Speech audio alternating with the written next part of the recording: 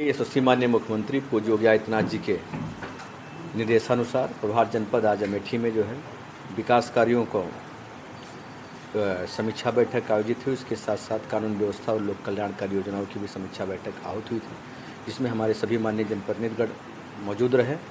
माननीय मुख्यमंत्री जी की जो मंशा है कि जो सरकार की योजनाएँ हैं और जो विकास कार्य जो है आम जन तक प्राथमिकता के आधार तक पहुँचें, लोगों को सहूलियत मिले, उसी के क्रम में संबंधित विभागीय अधिकारियों को जो है समय से लक्ष्य प्राप्त करने के उसको निर्देश दिए गए हैं।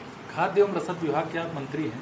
गत दिनों जिले में घटना हुई कि राशन की बोरियों में नमक और मिट्टी पाई गई थी, संज्ञान में है आपका मामला? देखिए, जहां भी माननीय मुख्यमंत्री जी के नेतृत्व में पूरे प्रदेश में 2017 के बाद खाद्य एवं रसद विभाग तमाम ऐतिहासिक और क्रांतिकारी परिवर्तनों का साक्षी बना है।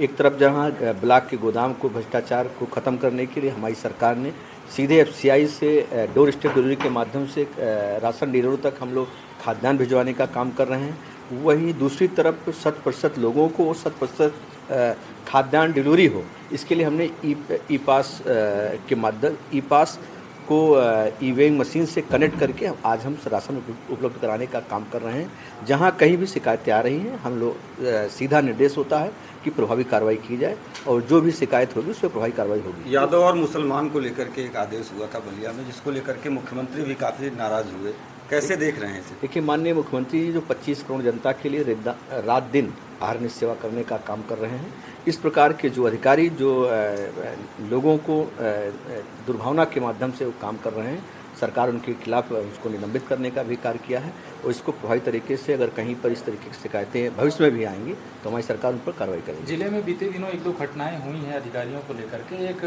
डीआई ने कोतवाल से भिड़ंत कर ली शराब के नशे में, दूसरा एक डीपीओ हैं, उनके खिलाफ मिसबिहेव की काफ़ी शिकायतें हुई। तो इस तरह की जो घटनाएं हो रही हैं, तीसरी घटना अभी आपने बताया ही, एक अधिकारी ने ऐसा आदेश जारी किया, तो क्या अधिकारी ही सरकार के खिलाफ लगे हुए हैं छवि धूमिल करने? नहीं, देखिए, ऐसा है कि माननीय मुख्यमंत्री जी के नेतृत्व में जो सरकार की योजनाएं हैं वो सरकार के जो अधिकारीगण के माध्यम से पहुंच रही है, लेकिन तमाम अधिकारी हैं जो पिछली सरकारों से कहीं ना कहीं उनका जुड़ाव रहा है। इस नाते सरकार को बदनाम करने की नीयत से इस प्रकार की वो कार्रवाइयाँ या इस प्रकार का जो आदेश उन्होंने जारी किया है, तो सरकार ने तत्काल उनके खिलाफ कार्रवाई भी करने का काम किया है। क्या 7 साल में अधिकारियों का मन परिवर्तन अभी नहीं हो पाया? नहीं, निश्चित ही आप जो आज उत्तर प्रदेश विकास के पथ पर है, विकास के उस पर अग्रसर है, तो ये माननीय मुख्यमंत्री जी के नेतृत्व में सारे अधिकारी मिलकर काम कर रहे हैं और जहाँ कहीं भी किसी प्रकार की कमी आ रही है तो हम लोग उस पर कार्रवाई भी कर रहे हैं। प्रदेश की करोड़ों जनता जो है मुख्यमंत्री की तरफ देख रही है, जिस तरीके से बाढ़ और हाहाकार मचा हुआ है, उसको लेकर के किस तरीके से? देखिए, माननीय मुख्यमंत्री जी के नेतृत्व में जहां पूरे उत्तर प्रदेश के अंदर लगभग 35 से 40 जनपदों में बाढ़ प्रभावित किसी न किसी रूप में रहा करते थे और माननीय मुख्यमंत्री जी निरंतर इस सरकारी विभागीय योजनाओं को भी मौके पर जाकर निरीक्षण करते हैं और अपने सभी अधिकारियों को साथ साथ माननीय जनपद माननीय मंत्रीगणों को भी मौके पर उन्होंने भेजने का काम किया। आज इस बात की मुझे खुशी है कि आज कोई भी बाढ़ प्रभावित जो भी जनपद हैं, प्रयागराज से लेकर जालौन तक जो भी जनपद हैं, वहाँ माननीय मंत्रीगण कैंप कर रहे हैं, दिन रात लगे हुए हैं माननीय मुख्यमंत्री जी के निर्देशन में और हर जरूरतमंद को सरकार की सुविधाएं देने का काम कर रहे हैं। विशेषकर अखिलेश यादव और कांग्रेस ये कह रहा है कि एसआईआर के तहत जो वोटर लिस्ट बनाई जा रही है उसमें ऐसे लोगों का नाम हटाया जा रहा है जो बीजेपी को वोट नहीं करते। देखिए, जो आज लगातार बिहार के अंदर माननीय नीतीश कुमार जी के नेतृत्व में जो है एनडीए की सरकार चल रही है, विपक्षी लगातार हार से वो बौखलाए हुए हैं और अपनी हार को ये तय मानकर इस प्रकार के अनर्गल आरोप लगाने का काम करते हैं।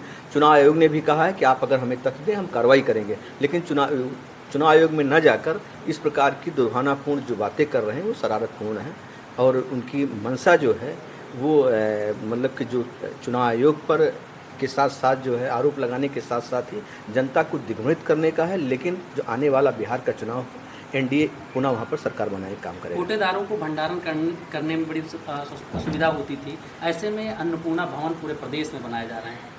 देखिए, जो हमने कहा कि माननीय मुख्यमंत्री जी के नेतृत्व में पूरे उत्तर प्रदेश के अंदर खाद्य रसद सहित सभी विभागों में तमाम ऐतिहासिक परिवर्तन हुए हैं। उसी के क्रम में मनरेगा योजना के माध्यम से अभी हमारी सरकार अन्नपूर्णा स्टोर का कार्य लगातार कार्यक्रम चला रही है, जिसके क्रम में लगभग 5,000 से अधिक पूरे उत्तर प्रदेश में निर्माण कराए गए हैं।